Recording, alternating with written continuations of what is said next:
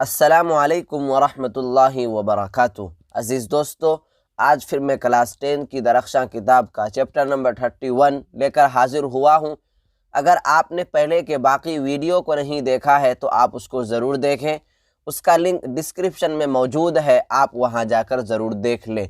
تو چلیے ہم لوگ اپنا سبق شروع کرتے ہیں۔ تو دوستو، آج کے ویڈیو میں اور آج کے سبق میں ہم لوگ سب سے پہلے پڑھیں گے عرفان صدیقی کے بارے میں، اور سب سے آخر میں ہم لوگ اس چیپٹر کے مختصر ترین سوالات کو حل کریں گے۔ اس لیے آپ سے گزارش ہے، آپ سے اپیل ہے کہ آپ ہمارے ساتھ بنے رہیں، اور آپ کے دوست احباب میں سے جو بھی کلاس 10th میں ہو تو اس کو اس سیریز کے ساتھ ضرور جوڑنے کی کوشش کریں۔ تو چلیے ہم لوگ اپنا سبق شروع کرتے ہیں۔ عرفان صدیقی کا اصل نام عرفان احمد صدیقی ہے۔ عرفان صدیقی کا اصل نام عرفان احمد صدیقی ہے۔ تو ساتھیو، عرفان صدیقی کا اصل نام کیا ہے؟ تو جواب ہوگا عرفان احمد صدیقی ان کا اصل نام ہے، لیکن وہ جو ہے عرفان صدیقی کے نام سے مشہور ہو گئے، عرفان احمد صدیقی کے نام سے مشہور نہیں ہو گئے، گرچہ ان کا اصل نام جو ہے عرفان احمد صدیقی ہے۔ اس نام سے مشہور نہ ہو کر کے وہ عرفان صدیقی کے نام سے مشہور ہو گئے۔ والد کا نام مولوی سلمان احمد صدیقی ہے۔ والد کا نام مولوی سلمان احمد صدیقی ہے، جو پیشے سے وکیل تھے۔ یہاں ہمیں دو بات یاد رکھنی ہے کہ عرفان صدیقی کے والد کا نام، ان کے ابو کا نام کیا ہے؟ تو جواب ہوگا مولوی سلمان احمد صدیقی ان کے والد کا نام ہے۔ اور وہ جو پیشے سے وکیل تھے، وہ پیشے سے وکیل تھے۔ یہ بہت بڑا کوشچن ہے، یہ سوال آتا ہے کہ عرفان صدیقی کے والد کس سبجیکٹ یا کس چیز سے وہ وکیل تھے؟ تو جواب ہوگا عرفان صدیقی کے والد جو ہے پیشے سے وکیل تھے۔ کس سے وکیل تھے؟ پیشے سے وکیل تھے۔ کاروبار ہی کو کہتے ہیں پیشے، تو کاروبار ہی سے وہ وکیل تھے، پیشے سے وکیل تھے۔ اب بات کرتے ہیں ہم لوگ عرفان صدیقی کی پیدائش کب ہوئی۔ عرفان صدیقی کی پیدائش 8 جنوری 1939 عیسوی کو یو پی کے بدایوں میں ہوئی۔ عرفان صدیقی کی پیدائش 8 جنوری 1939 عیسوی کو یو پی کے بدایوں میں ان کی پیدائش ہوئی۔ تو ساتھیو، ہمیں یہاں بھی 2-3 باتیں یاد رکھنی ہے۔ پہلی بات یہ ہے کہ عرفان صدیقی کی پیدائش کس تاریخ میں ہوئی، کون سے مہینے میں ان کی پیدائش ہوئی، کس سال میں ان کی پیدائش ہوئی، اور کہاں پر ان کی پیدائش ہوئی؟ تو جواب ہوگا کہ عرفان احمد صدیقی یا عرفان صدیقی کی پیدائش جو ہے 8 تاریخ میں ان کی پیدائش ہوئی ہے، جنوری مہینے میں ان کی پیدائش ہوئی ہے، 1939 عیسوی میں ان کی پیدائش ہوئی ہے۔ تو 8 جنوری 1939 عیسوی کو ان کی پیدائش ہوئی ہے، اور کہاں پر ان کی پیدائش ہوئی؟ تو جواب ہوگا یو پی کے بدایوں میں ان کی پیدائش ہوئی ہے۔ عرفان احمد صدیقی نے میٹرک کا امتحان 1953 عیسوی کو پاس کیا۔ عرفان احمد نے میٹرک کا امتحان کب پاس کیا؟ تو جواب ہوگا عرفان صدیقی نے میٹرک کا امتحان جو ہے 1953 عیسوی کو پاس کیا۔ عرفان صدیقی نے 1955 عیسوی میں انٹر پاس کیا۔ کب؟ 1955 عیسوی میں عرفان صدیقی نے انٹر پاس کیا، اور 1957 عیسوی میں بی اے پاس کیا۔ تو ساتھیو، عرفان احمد صدیقی نے انٹر کب پاس کیا؟ تو جواب ہوگا 1955 عیسوی کو عرفان صدیقی نے انٹر پاس کیا، اور 1957 عیسوی میں بی اے پاس کیا۔ 1959 عیسوی میں عمرانیات کے موضوع سے ایم اے پاس کیا۔ 1959 عیسوی میں عمرانیات کے موضوع سے ایم اے پاس کیا۔ پہلے ہم لوگ عمرانیات کو سمجھ لیتے ہیں۔ عمرانیات یہ کیا ہے؟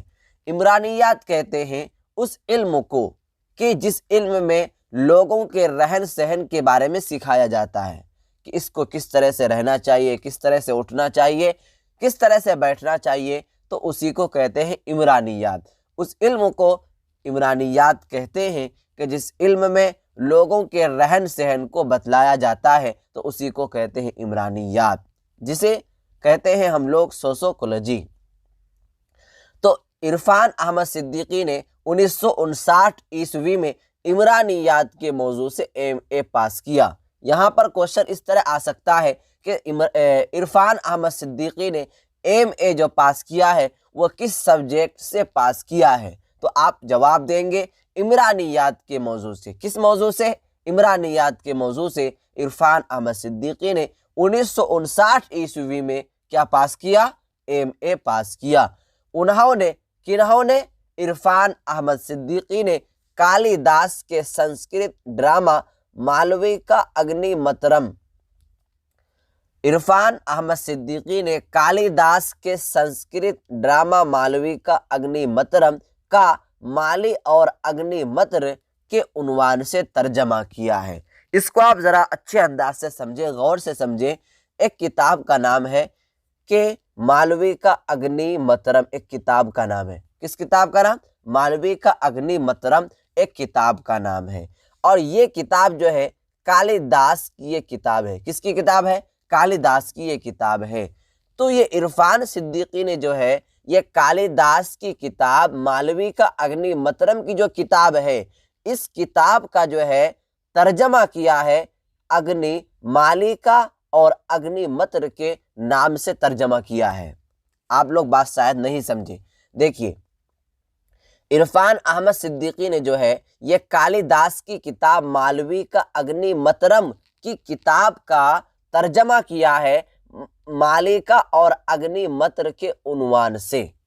تو اب اس لائن کا مطلب ہوگا کہ عرفان احمد صدیقی نے کس نے؟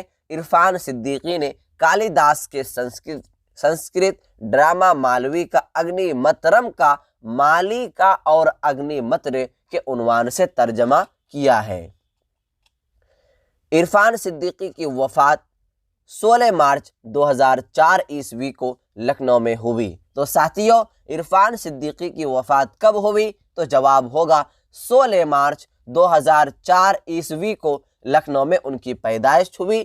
کس بیماری کی وجہ سے ان کی پیدائش ہوئی؟ تو جواب ہوگا برین ٹیومر کی بیماری کی وجہ سے ان کی وفات ہو گئی۔